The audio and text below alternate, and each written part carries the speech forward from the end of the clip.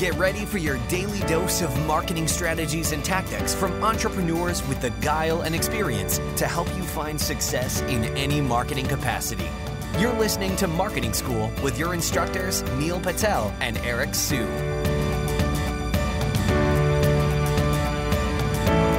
Welcome to another episode of Marketing School.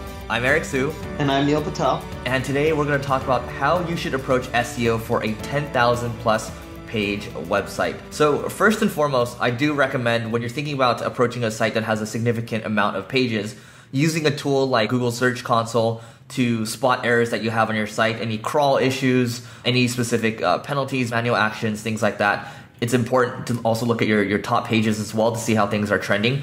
That's good, it's a free tool, and I do recommend combining that with a tool like Screaming Frog SEO Spider. That's one of the best tools I know when it comes to evaluating an entire website, and it's going to crawl all your web pages and tell you kind of what's going on there, and then from there you can decide what you need to do next. So first and foremost, I would recommend reading one of Neil's posts on QuickSprout or on neilpatel.com on how to do an SEO audit the right way first. Make sure that you have your plumbing correct before you move to the next phase. But yeah, starting with Neil's stuff first in terms of reading his guides and also his advanced guides, that would be a good starting point. Neil, what are some other thoughts around this? So one, make sure your website is set up with the right URL hierarchy from your root domain name, then to categories, and then to subsections. It will help increase your topical relevance, which is really important for large websites. Because if you have 10,000 plus pages, you're not going to be covering one topic. You're going to be going way more broad, right? For example, it would be hard for me to create 10,000 pages just on social media marketing.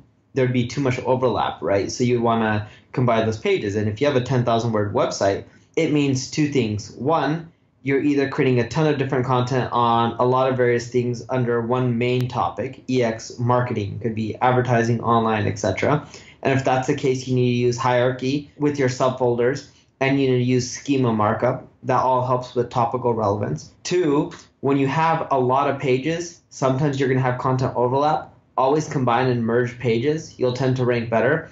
You don't want to send conflicting signals to Google, in which, let's say you're trying to rank for the key term SEO tools. You don't want to have 10 pages on SEO tools, because then Google's going to be like, which page should I rank for that keyword?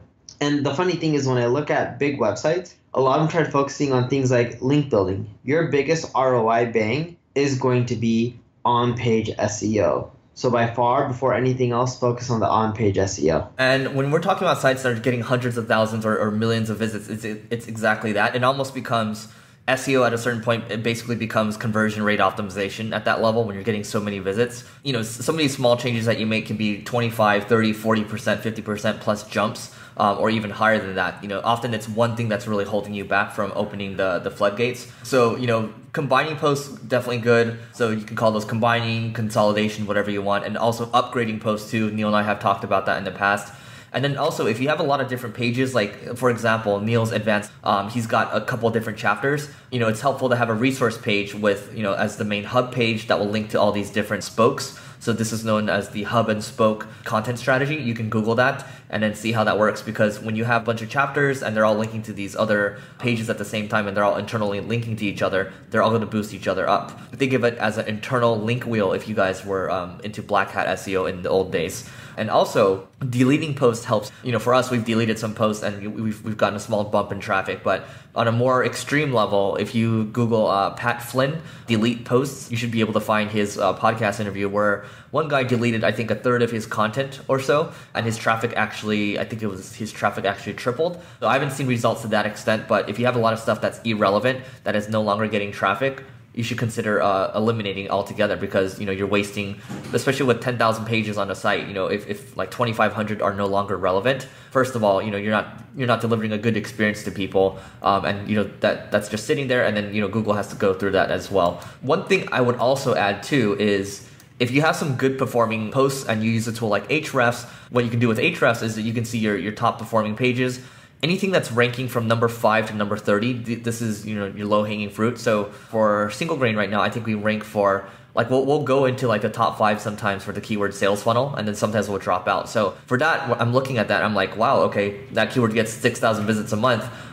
Someone from our team can just focus on building 5, 10, 15 links or so to that post, and then you should see the rankings go up for that specific post because you're trying to send more signals that way. Or you can just send more internal signals that way too. But that's something, you know, we're testing more of. We're looking for the top performers, trying to build 5, 10, 15 links or so, and then continue to measure the results. And one other thing I'll add before kicking it back to Neil kind of alluded to internal linking a little earlier. Internal linking is really important, especially when you have so many pages. You have so much equity that's kind of being spread around. And let's just look at like an e-commerce site, for example. A lot of your product pages, your SKUs, aren't going to have links going to them. So you do need to have at least some signals pointing to these pages so Google can go through the site and find them, right? You know, I would say also having, if you're like an e-commerce site, having related links or people that bought this also bought this, it does help, you know, add, you know, to your cart value overall, and it does build more internal links automatically. So food for thought there. Neil? So as Eric mentioned with internal linking, most big sites do a really good job of it, or else you won't rank well. Just look at the travel niche. If you go to most of the popular travel sites on the web, like the TripAdvisors, etc.,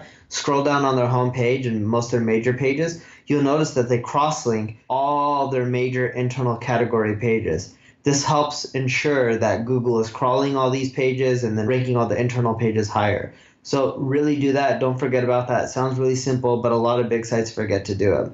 The other thing that you need to think about with big sites is, especially when you're doing SEO, people either focus on-page SEO or off-page SEO. Off-page being links, which is fine, and on-page being just cross-linking, duplicate title tags, you know, using Google Search Console, a lot of the tips that Eric and I gave today. But there's one big problem that these big sites run into.